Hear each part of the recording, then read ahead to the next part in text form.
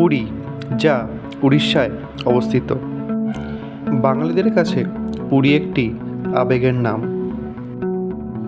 পুরীর সমুদ্র, সমস্ত বাঙালি পর্যটক এই পুরীর সমুদ্র একবার হলেও যেতে চায়।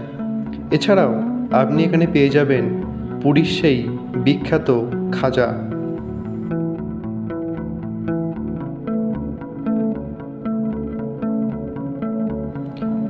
পুরী যেমন জগন্নাথ দেবের জন্য বিখ্যাত, ঠিক তেমনই জগন্নাথ দেবের রথযাত্রার জন্য বিখ্যাত।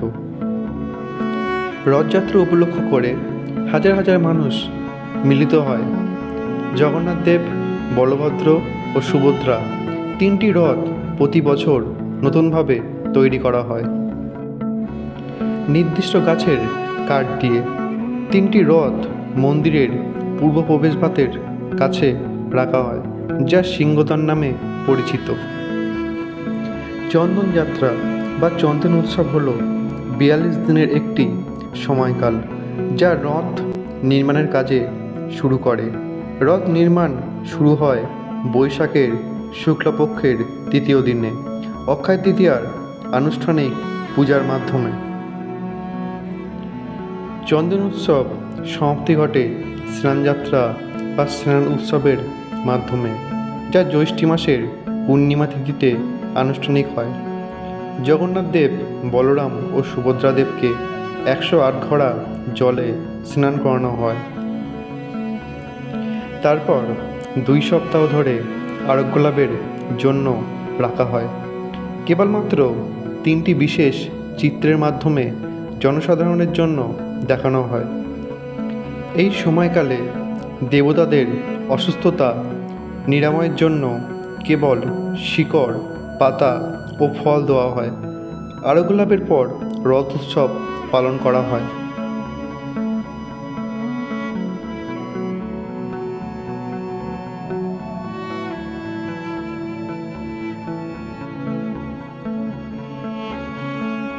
পরপর 3টি সুসজ্জিত রথে চেপে দাদা বলরাম ও বোন সুভদ্রাকে নিয়ে মাসির বাড়ি অর্থাৎ গুন্ডিচা মন্দিরে যান প্রভু জগন্নাথ।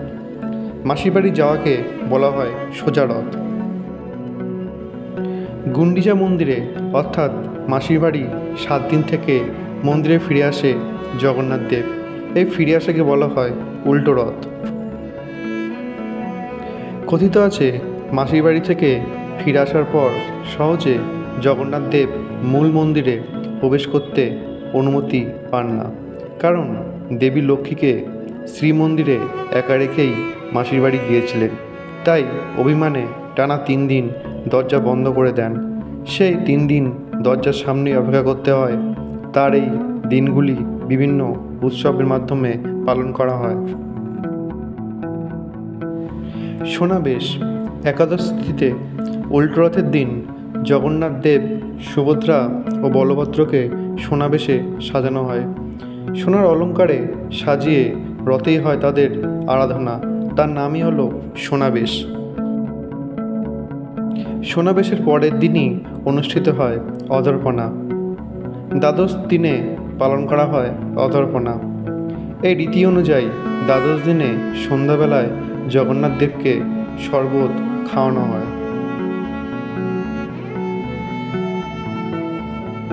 রসগোল্লা উৎসব অর্থাৎ শেষ দিনে পালন করা হয় এই উৎসব। জগন্নাথ দেবকে কয়েকশো হাঁড়ি রসগোল্লা ও 56 ভোগ নিবেদন করা হয়। এই উৎসবের মধ্যে দিয়ে শেষ হয় 3 দিনের সাজ। তৃতীয় দিনই হলো মূল রত্নবেদিতে তোলা হয় জগন্নাথ দেব, বলরাম ও সুভদ্রাকে।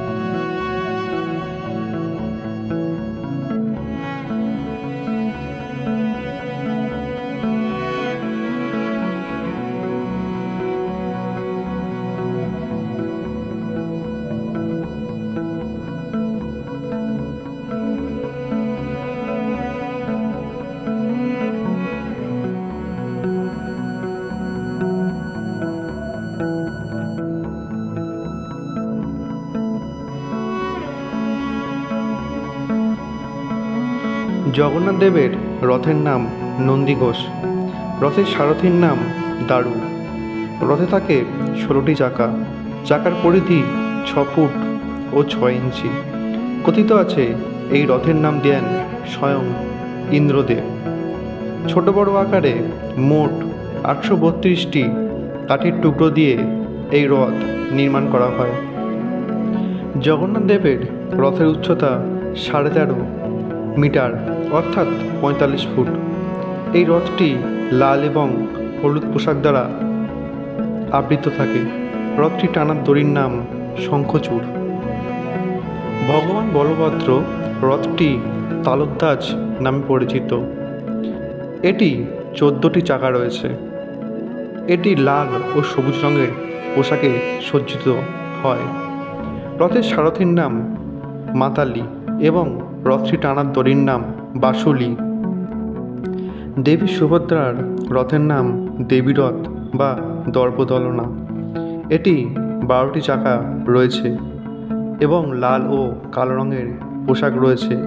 রথের সারথি হল অর্জুন এবং রথটির নাম স্বর্ণচূড়া। রসগোল্লা উৎসবের জন্য এখানে প্রত্যেকটি দোকানে রসগোল্লা বানিয়ে থাকে। এই রসগোল্লাই ভোগে যায় জগন্নাথ, বলরাম ও সুভদ্রা দেবের। শেষ দিন অর্থাৎ তৃতীয় দিনে এই রসগোল্লা উৎসব পালন করা হয়। রসগোল্লা উৎসবের পাশাপাশি এখানে 56 ভোগ নিবেদন করা হয় জগন্নাথ, বলরাম ও সুভদ্রা দেবকে।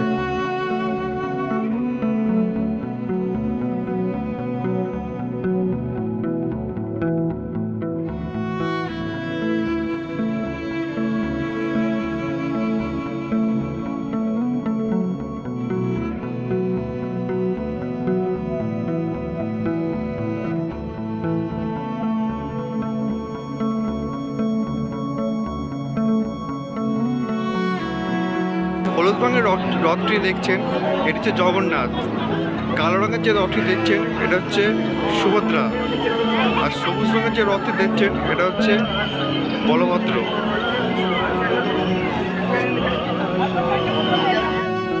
তৃতীয় দিন অর্থাৎ শেষ দিনে রসগোল্লা উৎসবের পর সন্ধ্যাবেলা জগন্নাথ দেব, বলরাম ও সুভদ্রাকে রত্নবেদিতে অর্থাৎ মূল মন্দিরের জন্য নিয়ে যাওয়া হচ্ছে।